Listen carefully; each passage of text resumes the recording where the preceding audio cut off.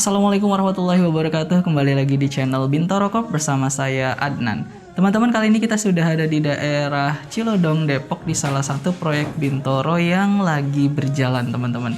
Nah, pada kesempatan kali ini kita akan membahas tentang beton atau dinding ya, dinding beton maupun beton struktural, tapi tentang retak dari beton gitu ya, teman-teman ya.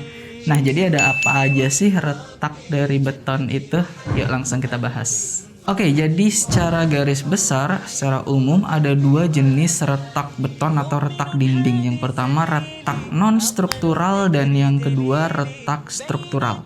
Kita bahas dulu yang retak non-struktural. Jadi untuk retak beton atau retak dinding yang non-struktural, dia itu retaknya cenderung halus, tidak dalam atau dangkal ya teman-teman ya. Dan dia itu tidak banyak atau tidak panjang gitu, retaknya itu tidak bersambung gitu retaknya. Nah, ada berbagai macam jenis dari retak dinding atau retak beton non-struktural. Yang pertama itu crazing. Nah, crazing ini sendiri dia diakibatkan oleh pasir ya teman-teman ya. Jadi campuran pasirnya itu menggunakan pasir yang tidak bagus mutu pasirnya. Mutu pasir yang tidak bagus itu adalah pasir yang bercampur dengan banyak lumpur, teman-teman. Jadi tidak murni pasir. Nah, sebelum kita bahas lebih lanjut tentang crazing, teman-teman juga bisa menonton video bagaimana caranya mengecek kualitas pasir ya teman-teman ya, karena kita udah ada videonya nih, nanti kita kasih linknya di bawah ini.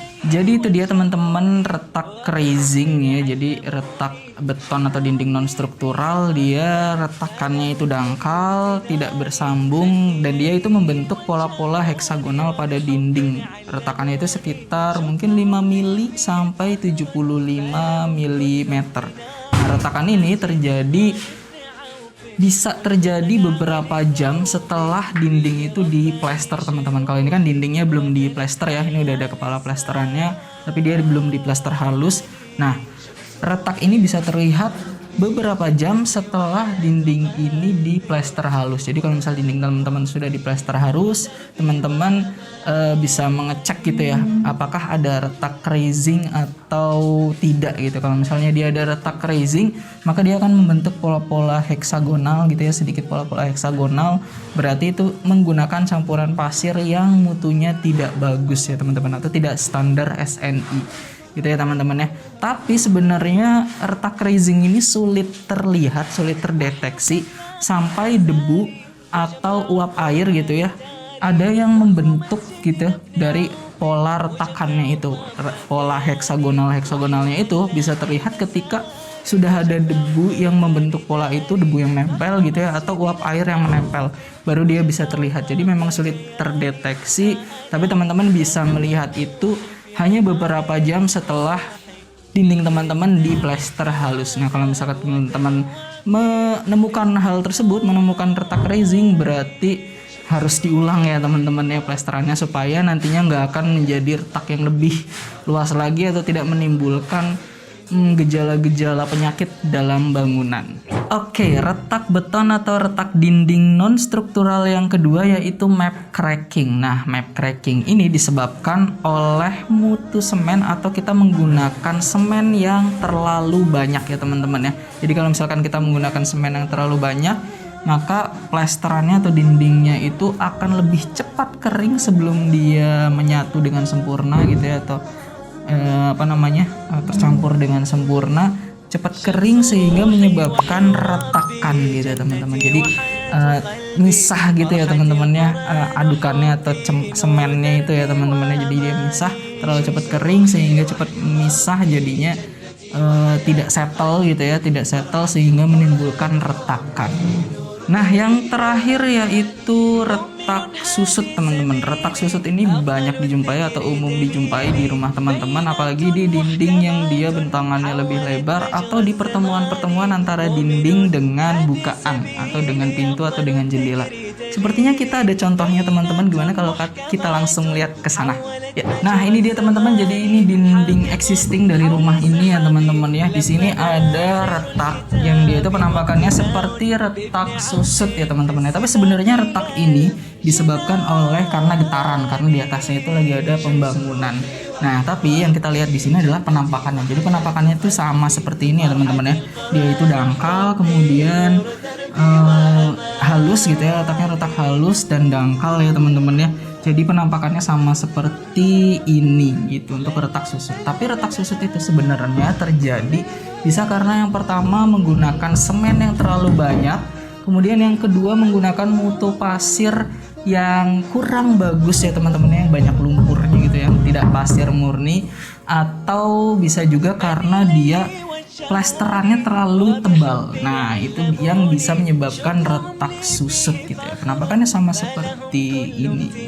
Jadi kalau misalkan dinding teman-teman yang baru di plester, kemudian beberapa jam kemudian ada retak seperti ini, yang penampakannya seperti ini gitu ya, menjalar seperti ini, tapi dia tidak bersambung gitu dan masih dangkal, itu berarti karena itu tadi ya teman-teman, bisa menggunakan menggunakan semen yang terlalu banyak, campurannya terlalu banyak, atau menggunakan pasir yang mutunya itu kurang baik, kurang bagus, atau mungkin plesterannya yang terlalu tebal sehingga menyebabkan retak susut. Kalau tadi kita sudah bahas tentang retak beton atau retak dinding yang non struktural, nah sekarang kita akan bahas tentang retak beton atau retak dinding struktural. Untuk retak struktural, dia itu retaknya lebih dalam ya teman-temannya, tidak dangkal, dan dia itu menyambung atau panjang gitu ya. Jadi retaknya itu panjang gitu, menyambung terus menerus. Nah, ini bisa menyebabkan kebocoran pada penampang dari retakannya itu. Kalau misalkan dia ada kebocoran, nanti akan bisa menyebabkan korosi di dalamnya, di tulangannya gitu ya, karena dia kan beton bertulang, di dalamnya ada tulangannya itu dari besi, bisa menyebabkan korosi di besinya itu dan bisa menyebabkan mutu betonnya itu turun secara bertahap gitu teman-teman. Kita kasih ilustrasinya ya teman-teman. Jadi di sini ada kolom, ini di sebelah kiri saya ini ada tadinya kolom gitu ya teman-teman. Sebenarnya ini kolomnya udah di demolish gitu ya, udah dihancurin gitu ya, untuk dijadikan ruangan yang baru gitu. Tapi kita kasih ilustrasi kalau misalkan dia retaknya itu retak struktural atau retak dalam, jadi retaknya itu bisa dalam dan dia menyebabkan kebocoran, bisa sampai ke beton yang dalam atau bisa sampai ke tulangannya nih teman-teman. Kalau misalkan dia itu ada kebocoran dan ini terkena air, bisa jadi air itu merembes sampai ke tulangannya sehingga tulangannya ini bisa korosi gitu ya teman-teman, bisa menyebabkan korosi dan mutu dari betonnya itu akan berkurang secara bertahap. Itu dia bahayanya kalau misalkan ada retak beton yang struktural gitu ya, atau yang dalam gitu ya teman-teman. Jadi retakannya itu dalam gitu teman-teman. Nah, kalau misalkan udah seperti ini, itu akan bahaya untuk rumah teman-teman. Nah, apalagi bahayanya untuk rumah teman-teman?